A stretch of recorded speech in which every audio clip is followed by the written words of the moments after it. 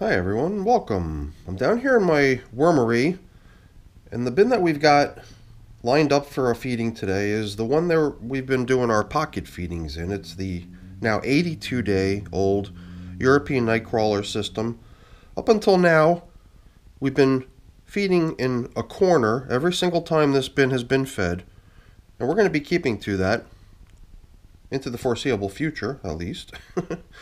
So, just to recap what this shows here, I've modified it slightly. In the past, I had always just shown how many days each of these feedings sat before the next feeding came, or whatever the case may be. In this case, I've kind of tallied up the numbers and cumulatively added them together to show, at this point, as of today, how far back you've got to go to see when each of these feedings was placed into the bin. So, today we're here to put in feeding number 9, which consists of the stuff down here in this tray. And it was 10 days ago where we went in here and applied feeding number 8, and that's what that 10-day right there indicates. But it was 10 days prior to that, over here, 20 days, when feeding number 7 went in, and so on and so forth. So the interesting things that we've been tracking in this system have been stuff like this pumpkin stem, 68 days at this point. It is starting to show signs of wear, but the end of it connected to the pumpkin was still pretty tough and holding out. The avocado, as of last week, still had a lot of leftovers, and we knew that this was going to be our target corner for being fed next time we return into the system. So whether or not there's leftovers there, these stems of a cauliflower as well as the stem of a head of Savoy cabbage are going in. And let's see, what else? Cantaloupe, by last week, we already saw very little leftovers. Oh yeah, the feeding that went in last, feeding number 8, was chestnuts. And it's not the sort of thing I feed very often. We put a good number of them in there as well. I'm curious to see how they're coming along. So, I don't know. We'll see what we see when we get in there. Let's get these things all set aside, and we'll get to work. To indicate to ourselves where we last fed, we had left this coffee filter in the corner where the chestnuts were placed, just in case we had a hard time remembering where to return to see where the last feeding went in. What else do we have here as top coverings? We've got a big paper bag that's going to be very difficult to keep in one piece anymore, I think, because it's just so far gone. But I always do like to try to challenge myself to see if I could just squeeze out one more use out of these sort of things. And I think we might not be able to at this point. This was really just sort of, serving as a top covering, a place for the recirculating moisture within the bin to sort of land on. So last feeding went into here. Let's move aside the feeding zone indicator. It's going to end up going here once we apply today's feeding, but we'll get to that last. Let's sort of do a quick time warp through the previous feedings, first going back 10 days to the chestnuts. Let's see what they thought of the chestnuts. I'm definitely curious. These chestnuts were pre-packaged and already peeled. So I believe what we're bumping into here are some of the leftovers from even the previous feeding. You might have noticed it said, I didn't really make a lot of mention of it, but there was the previous feeding from 50 days ago at this point was the apple peel in this corner. And it's not too surprising if you fed apple in your systems, you know that it's sort of slow to start and then even apparently pretty slow to end, especially with the peel of the apple. So I thought that I had sort of lost the remnants of the apple peel feeding, but there do seem to be traces of it here floating around in this corner. So let's try to get a sense of what they thought of the chestnut. So we'll just sort of do a excavation here and then a little bit of a forensic analysis. So the bedding we're using has got a lot of, pretty much white bleached paper in it. And I guess the paper will eventually soak in some darker colors, but it looks so out of place in here. So I can feel each of these little chunks of chestnut. Some of them are, I don't know, not too big, maybe the size of a grape. Other ones are a little bit larger.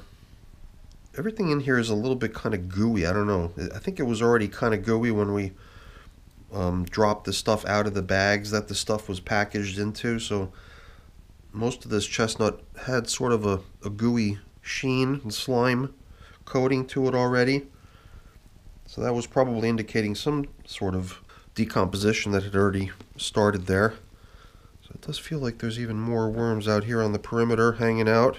I believe we even found another piece of leftover that somehow got in here, a banana stem. Another one of those things that seems to take quite a while in most cases.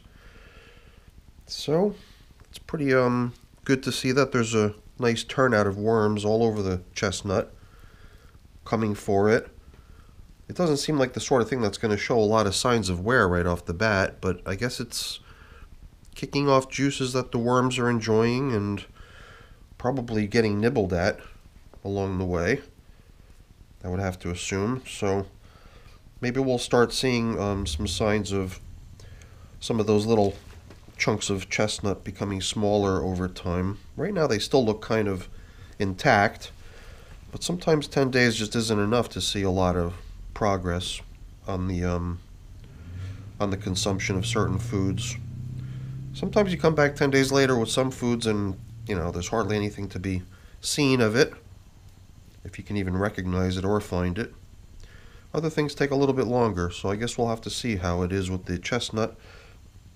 Here, cantaloupe, wouldn't be too surprising if we didn't find too much. Last time I think there was a little bit of cantaloupe rind floating around, which in itself is a somewhat tougher substance. It's got like little grains of wood or little veins or something. So if we find any, it would probably just be a little bit of that rind that's got some of that tougher material in it.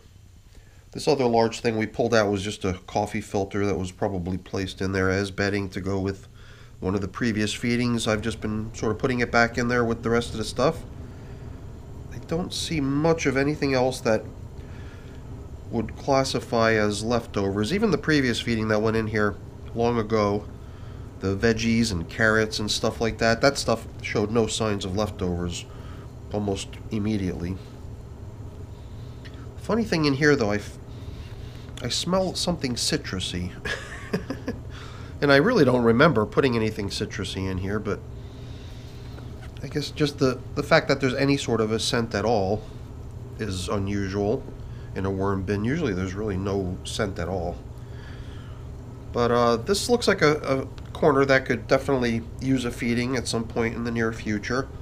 It does appear like there, you know, are little bits of leftover and who knows what in this stuff mixed in, and I'm sure of it.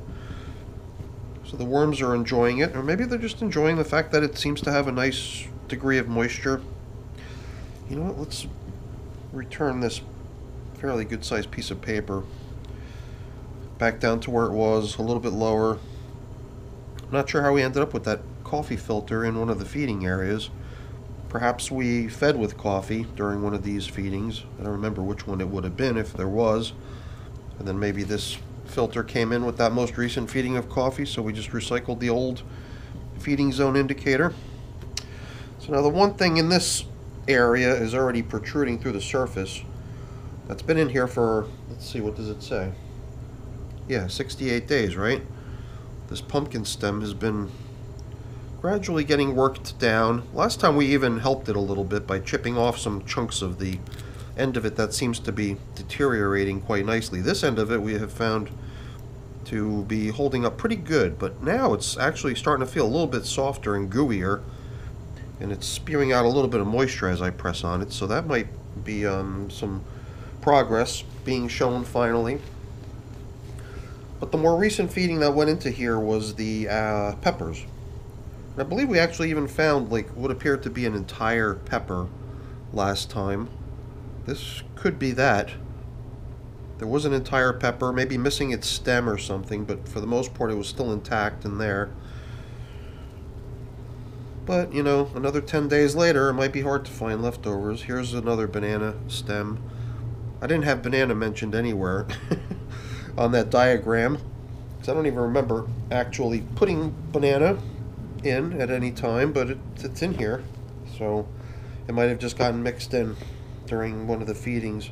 So I think what I've really listed there are the things that were put in as like the primary food that was applied, but there could have been other things mixed in as well. So it does seem like next time we come in here, when this corner is due for its next feeding, there will be probably very little, if any, pepper left in another 10 or so days. We've been doing pretty good at keeping to 10 days. So I think we'll just stick to that. So barring any unforeseen circumstances that would prevent me from doing so, we'll be back in here in another 10 days to check in on this corner, see how this pumpkin stem is holding up, as well as what remains of these peppers and this banana stem. But I think there'll be plenty of room for another feeding to get squeezed in here alongside that stem. And then we can continue to track its deterioration over time too. So now we're finally back to this corner, which is our target corner for today's feeding. Takes us back 40 days to when the avocado was placed in here, and the avocado has been kind of the hit. So it's kind of cool that we get to save it for last. But we always save the corner that we're targeting for that day's feeding to be last. And we check around with everything else. So I think I might have just broken through the shell of one of these avocados. We left these avocados turned open side down last time we were in here, because previously we had two avocados where the two halves were sort of mated together where the cut had been. And we wow, look at so many leftovers. So we had always kept on returning these things back to the bin, back together the way they were placed into the bin. And I just don't feel like we're getting quite as much of a turnout here this time as we saw last time. Last time we had quite a treat with lots and lots of worms greeting us when we came in here. Perhaps right below it would be the place to find a few worms. I mean, not to say that we're not finding any worms, but I just sort of expected a little bit more, maybe. I'm not sure. It does seem like down here we got another chunk of avocado shell, it seems. This avocado is really taking a lot longer than I anticipated. At first it seemed like they were mobbing it and they were really, working it. But geez, 40 days later, you'd like to think that more of it would be gone. Oh, and that's not the only avocado that's in here. There's another one right next to it, cut in half. Also placed open side down now to try to just basically let all this edible stuff sort of drop out and become readily available to any worms hanging out right below it. Yeah, good number of worms down here too. I'm starting to sense that maybe a good way to continue on with this stuff here is to maybe combine a little bit of bedding to be next to it. Maybe it's just the absence of bedding that's turning the worms away. Perhaps if that stuff was resting on a nice fresh bed of shredded paper, then maybe they'd be more into coming over to nibble at this. Not to say that they're not, because all this material that was right below those last couple pieces that we pulled out, this is also pretty heavily populated with worms throughout, through and through. And they're doing a great job. They're working it all. But there's always a distraction. There's always some other thing, It's like, hey, chestnuts, let's go get those chestnuts, So I could see a lot of the worms that were busy, working this avocado and doing a great job at it might have gotten distracted, and they might have been some of the ones we saw over at the chestnut paddock. So here, I'm going to grab some of our pre-made bedding. It's just a combination of shredded paper, cardboard, and some leaves, as well as some vermicompost sprinkled in to give the whole concoction a little bit of life. So that was the idea, that maybe if this stuff had something to sort of, drip its juices into, then maybe the worms will be more into coming for it. It's worth a try. Got nothing to lose. Besides that, I think we've been a little bit stingy on the bedding in this system. I don't remember us really doing much with bedding. It's usually just get the next feeding in, But then again, I could be remembering wrong too. The that top covering of paper, do we try again or do we start incorporating that as bedding too? Because then we could save some of my pre-made bedding and maybe just give this stuff a slightly more noble cause and mission. As cool as it was for it to be out on the top surface covering things, being down where the food is certainly gives it a lot more exposure, a lot more likelihood of being nibbled away. So I think we're going to upgrade it to being right in the thick of things. Before we drop that in though, I'm going to apply a little bit of the grit that I use, which is just pulverized eggshell. And then in can go this nice little carbon boost to go along with today's feeding. And this should be pretty interesting to see how it breaks down gradually. I would think a lot of this stuff out further out is a little bit softer, a little bit easier to eat, especially after it thaws. But usually it's the stem end that takes a little bit longer. You know, a little bit different from the pumpkin. On the pumpkin, it seems like the portion of it that was attached to the fruit itself was the toughest. And then the stem itself was pretty prone to break down. But let's see. Is that low enough that we can submerge the whole kit and caboodle? I still feel tempted to grab just a little bit more bedding just to supplement here in the feeding area, at least, if nowhere else. Kind of top off the food with some more fresh bedding. Then I believe we can get into the backfilling of our feeding area. Oh, yeah, so now I guess we're bringing over all these worms that were occupying this material here. Get another little look at them before we close up shop. Okay, very nice. This is always a fun bin to check in on. I'm glad we've been always able to keep to the 10-day intervals. The only time we didn't really use 10-day intervals was in the very beginning, where the bin received its first feeding after being launched 7 days in, and then there was that 8-day gap in between the first and second feedings. But then after that, we kept to 10-day intervals between the feedings pretty good ever since. And we'll do our best to continue that way.